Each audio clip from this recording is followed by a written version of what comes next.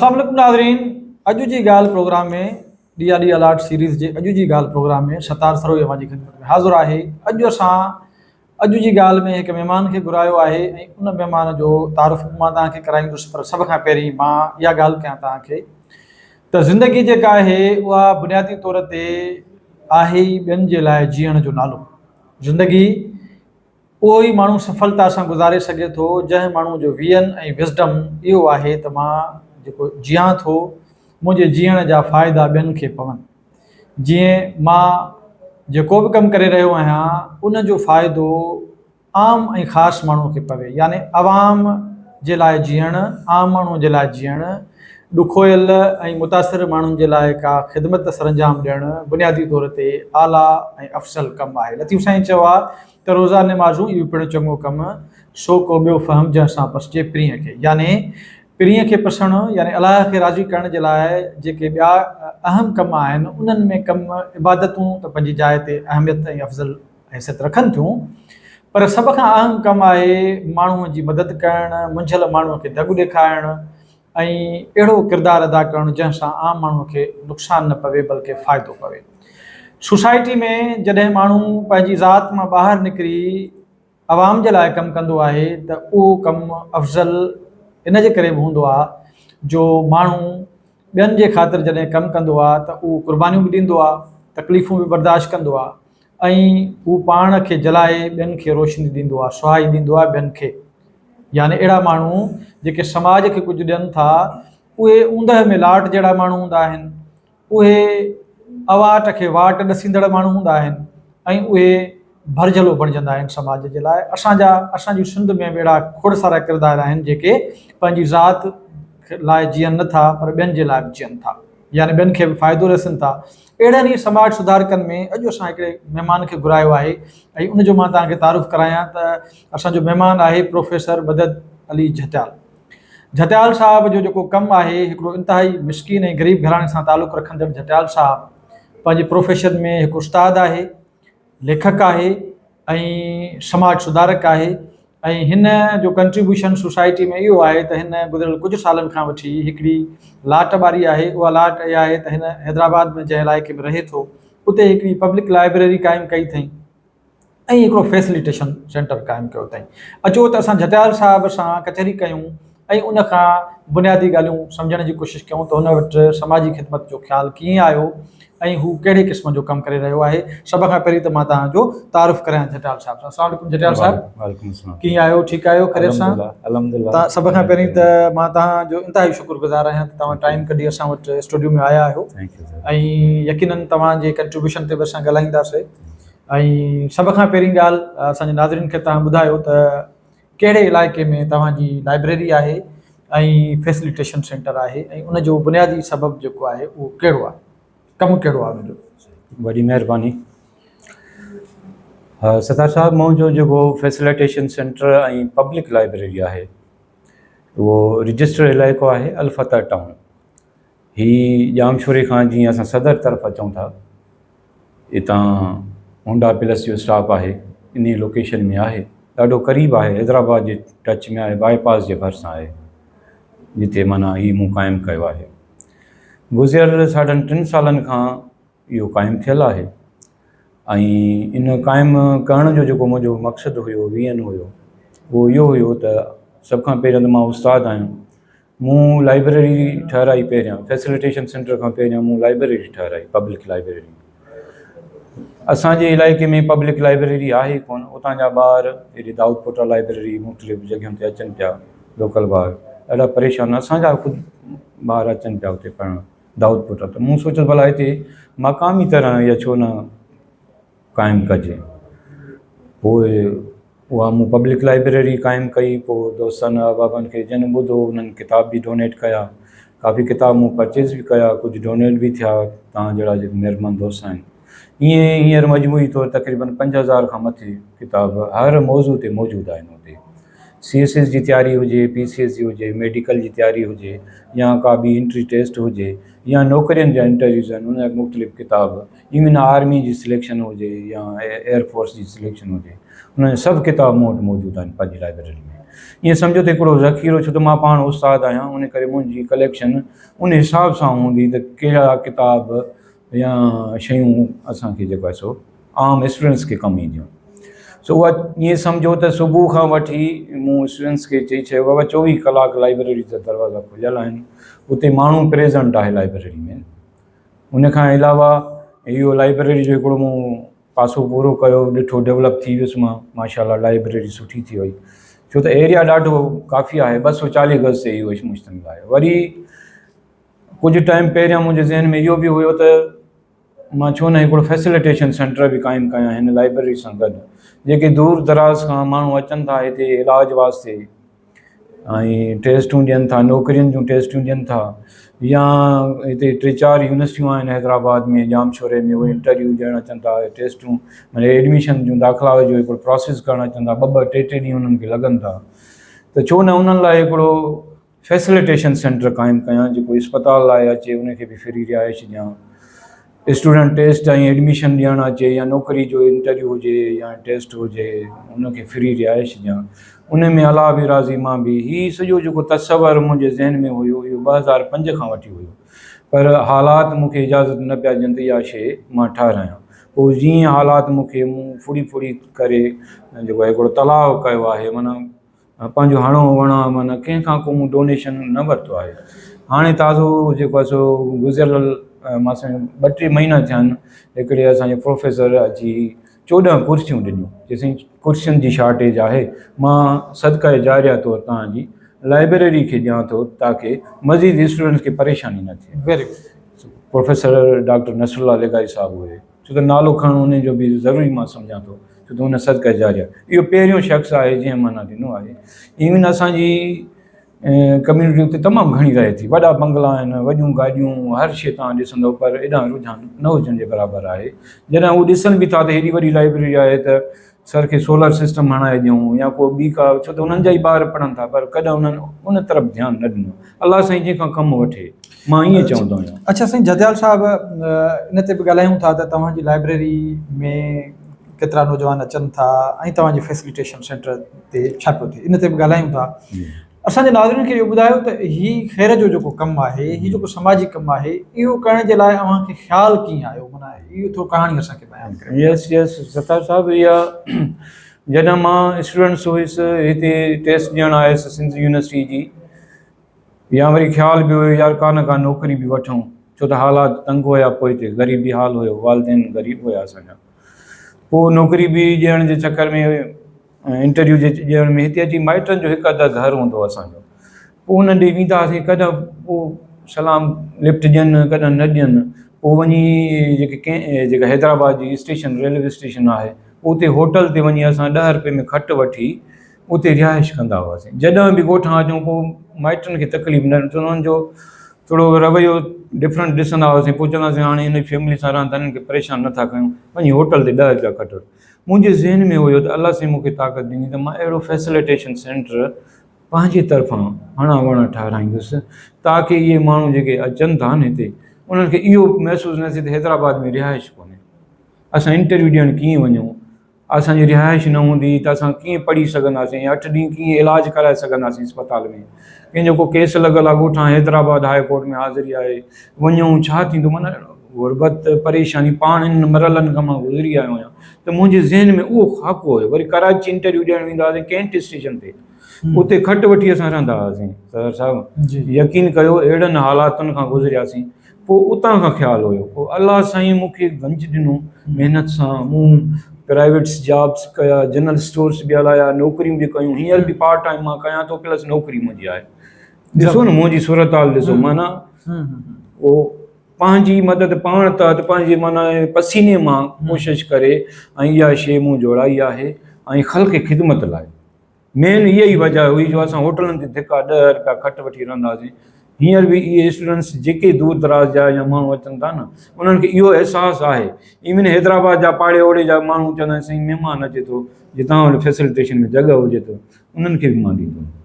अच्छा, हाणे हिकिड़ो सुवाल इहो आहे त बिल्कुलु नाज़रीन, प्रोफेसर मदद अली जतियाल, अलाह साईं हिन जो अलाह साईं हिनखे इहा सघ ॾिनी आहे, छाकाणि हुनजो नालो आहे, हिन पंहिंजे नाले जो भरम बि रखियो आहे। ऐं चवंदा आहिनि त नालनि जो बि तमामु घणो असरु हूंदो आहे माण्हू जे मिज़ाज ते, माण्हू जी तबियत ते। सो सिंध खे ज़ाहिर आहे अहिड़नि माण्हुनि जी ज़रूरत आहे जेके ॿियनि जे लाइ जीअनि था ऐं ॿियनि लाइ कमु था कनि पिया। जतियाल साहिबु, असांखे इहो ॿुधायो त लाइब्रेरी में रोज़ केतिरा नौजवान अचनि था ऐं कीअं माण्हू खे ख़बर पवे त तव्हां वटि लाइब्रेरी बि आहे, फैसिलिटेशन सेंटर बि आहे, त उनजी का को माण्हू खे इतला मिले थो या कीअं, घणनि माण्हुनि खे कीअं ख़बर पए तव्हांजी? सभ खां पहिरियां सरदार साहिबु हिते गूगल मैप ते मुंहिंजो लाइब्रेरी जो तव्हां को बि रुगो जतियाल लाइब्रेरी लिखंदो न, दुनिया जी कहिड़ी बि कुंड तां मुंहिंजी लोकेशन ट्रेस थी वेंदी। ओके, मूं सभ खां पहिरियां इहो कमु कयो, छो त अॼुकल्ह मोबाइल आहे, उन सां ट्रेसिंग सां काॾे वञिणो आहे थी, सभ खां पहिरियां उहो आहे। उन खां पोइ ॿियो नंबर इहो आहे त साइन बोर्ड लॻा पिया आहिनि ॿाहिरि, हुन जेको आहे लाइब्रेरी जे ॿाहिरियां साइन बोर्ड लॻा पिया आहिनि, ऐं उते जेका कम्यूनिटी रहे थी उते ग्रुप्स ठहियल आहिनि, व्हाट्सअप ग्रुप कम्यूनिटी जा, उन में शेयर थियल आहे, उन में ॻाल्हियूं इहो पब्लिक लाइब्रेरी जे हवाले सां। इवन इन गूगल ते सर्च करे माण्हू कॉल नंबर मुंहिंजो ॾिनल आहे, वरी उहे पुछंदा आहिनि सर असां मारी टाउन में रहूं था, विटई टाउन में रहूं था, असांखे परे थी पए, ही वॉकिंग डिस्टेंस ते आहे, अल रहीम कॉटेजिस में रहूं था, भला असां अचूं, मोस्ट वेलकम। किताब ऐं हिकिड़ी ॿी तव्हांखे ॻाल्हि ॿुधायां, मूं किताब अलमारियुनि में बंदि करे न रखिया आहिनि, मूं ओपन रखिया आहिनि, बाबा पढ़ो वरी खणी रखो, उते लिखी छॾियो आहे त हीअ किताब सिर्फ़ु पढ़ण वास्ते आहिनि। इहो आहे। इवन कुझु स्टूडेंट चवंदा आहिनि सर असां घर खणी वञूं त असां पढ़ी वरी वापसि कंदा आहियूं। इवन ठटे जा हिते छोकिरा पढ़ण आया कासमाबाद में, उहे 2 छोकिरा हुया, उनखां अलावा बि खोड़ आया आहिनि, पर ॿिनि जो एग्ज़ाम्पल ॾींदुमि। 7 किताब मूं वटां स्पेशल खणी आया, चए सर मुंहिंजी टेस्ट आहे, टेस्ट ॾेई असांजी टेस्ट आहे मेहरान यूनिवर्सिटी जी, ॾेई तव्हांखे वापसि असां ॾींदासीं। मूं हुननि चयो बाबा खणी वञो, तव्हांजो मक़सदु अगरि किताबनि मां हल थिए थो त इहे खणी वञो, स्टडी करे वरी तव्हां वरी वापसि ॾेई आहे। सर माना किताबनि खे मूं ओपन रखियो आहे, जेको किताबनि खे क़ैद रखनि था न साईं। हाणे मूं वटि मिसाल फैसिलिटेशन में को महिमान अचे थो न, उहो लाइब्रेरी में वेही रीडिंग थो करे। राइट। हिकिड़ो आयो कैनेडा खां, मुंहिंजो दोस्त हाणे कैनेडा में आहे, उहो मां इतफ़ाक़ शहर खां ॿाहिरि हुउसि, मूं हुनखे चयो त अचो तव्हां हुते, मां घर चई थो छॾियां मानी वग़ैरह जो, साईं लाइब्रेरी में वेठो सॼो ॾींहुं किताब पढ़ी, मां मोटी आयुसि सॼे लथे सोमाणी, चई सर तव्हांजी ज़रूरत न आहे, मूंखे किताब वॾो माना लाइब्रेरी वॾो फ़ाइदो ॾिनो। हाणे ॾिसो इहे जेके माण्हू अचनि था उनखे अगरि इल्मी इहा ई शइ ॾिजे बजाए फुज़ूल शयुनि जे, इहो कहिड़ो कमु आहे? सही। अच्छा, फैसिलिटेशन सेंटर जेको आहे अव्हांजो जटियाल साहिबु, उन में मतिलबु जेको फ़र्ज़ु कयो माण्हू अचे थो, तव्हां वटि अची दर खड़काए थो ऐं चए थो बाबा मूंखे को रहाइश जो बंदोबस्तु करे ॾियो, मां नथो अफोर्ड करे सघां होटलनि में या ॿिए हंधि, त तव्हांखे उते आसानीअ सां उनखे तव्हां अकोमोडेट करे था छॾियो। ऐं फैसिलिटेशन सेंटर में कहिड़ियूं सहूलियतूं मुयसरु आहिनि उन्हनि जे लाइ? बिल्कुलु, हींअर बि 2-3 माण्हू मूं वटि रिहाइश पज़ीर आहिनि, मूं तव्हां सां बि ज़िक्र कयो, ऐं हू अचनि था, कॉल कनि था, छो त वास्तनि सां वास्ता थींदा आहिनि, वास्ते वारनि खे कॉल कनि था, पोइ उहो मूंखे मुंहिंजा नंबर आम आहिनि फेसबुक व्हाट्सअप ते, उहो जेको गूगल मैप चयोमांव उन ते बि नंबर लिखिया पिया आहिनि, उतां बि माण्हू ट्रेस कनि था ऐं ॿुध सुध बि कनि था, यार हिते रिहाइश का अहिड़ी आहे, छो त अॻे असां ॻोठनि में इहो तस्वर हूंदो किंदी उताक हूंदी हुई, ॻोठ में को परे जो महिमान ईंदो, यार हिते कहिड़ो माण्हू आहे जेको महिमान थो रहाए, पोइ माण्हू वञी उते रहंदा। हीअ बि इहो ई कमु आहे, माना जीअं अचनि था उन्हनि खे असां रिहाइश ॾियूं था, किचन ठहियो पिया आहे उते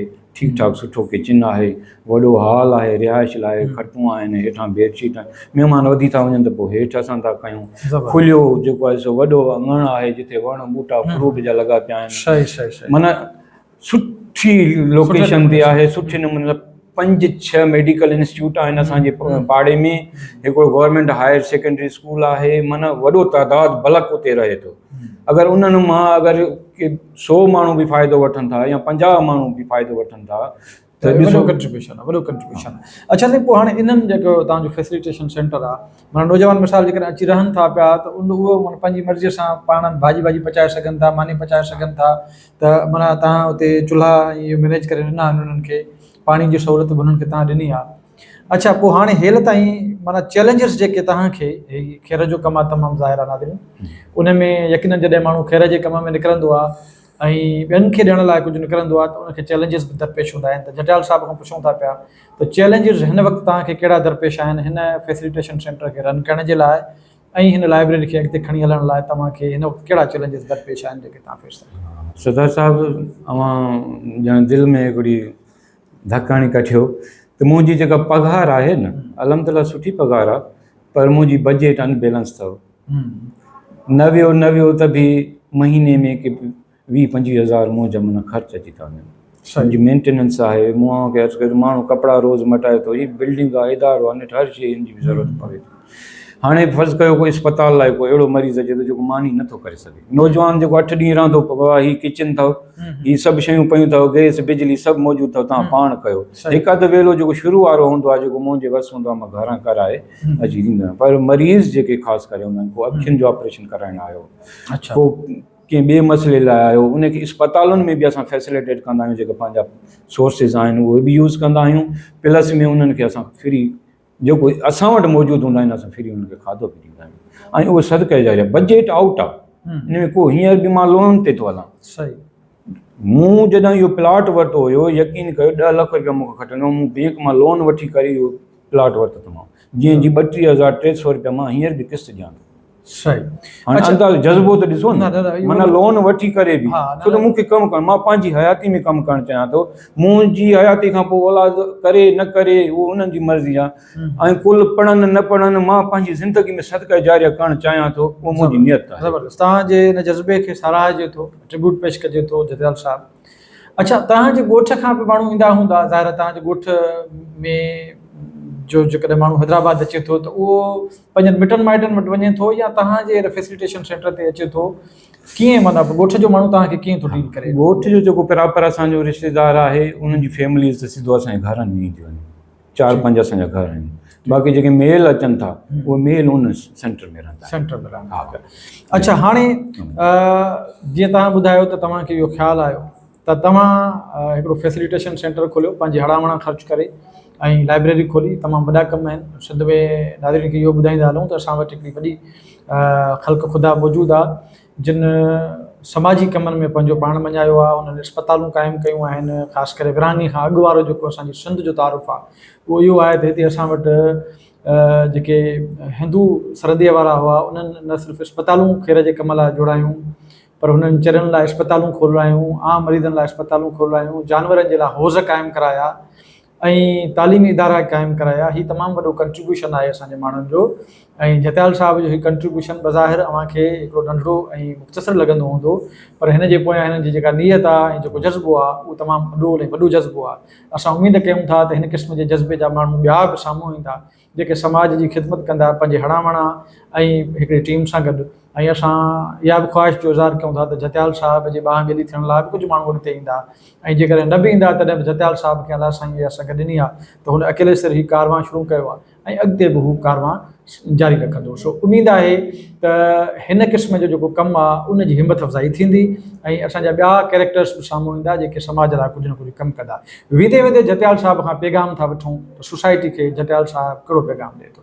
जी जतियाल साहिब। हा, महिरबानी। सोसाइटी लाइ सभ खां पहिरियां इहो पैगाम आहे त जेको बि कमु कयो उहो सदके जारिया तौरु कयो, माना उन जो आउटपुट कॾहिं न सोचो त मूंखे मिलंदो हुजे, जेको पहिरीं जेका सोच आहे। उन खां पोइ अगरि तव्हांखे अलाह साईं ॾिनो आहिनि त आसानियूं पैदा कयो, जेतिरो बि तव्हांजे क़ुर पाक में बार बार ज़िक्र आहे त भई आसानियूं, इहो ख़ल्क़ी ख़िदमत वॾी शइ अथव। अगरि तव्हां ख़ल्क़ी ख़िदमत जी इबादत सम्झी वञो त मां सम्झां थो त इहो वॾो कमु आहे, वॾो कंट्रीब्यूशन आहे। हर माण्हू खे किरदारु जेको जंहिंखे जेतिरो वसु आहे, कुझु माण्हू कनि था पर घणा माण्हू अहिड़ा बि आहिनि असांजी सोसाइटी में तमामु घणा अमीर आहिनि पर ओॾां ध्यानु ई उन्हनि जो न आहे। ऐं हीअ ज़िंदगी आर्ज़ी आहे, मुख़्तसिर ज़िंदगी आहे। मां चवां थो मुख़्तसिर ज़िंदगी में अगरि कुझु किरदारु अदा करे वेंदो, अलाह बि राज़ी थींदो, हिन दुनिया में बि कुझु माण्हू चङो चवंदा।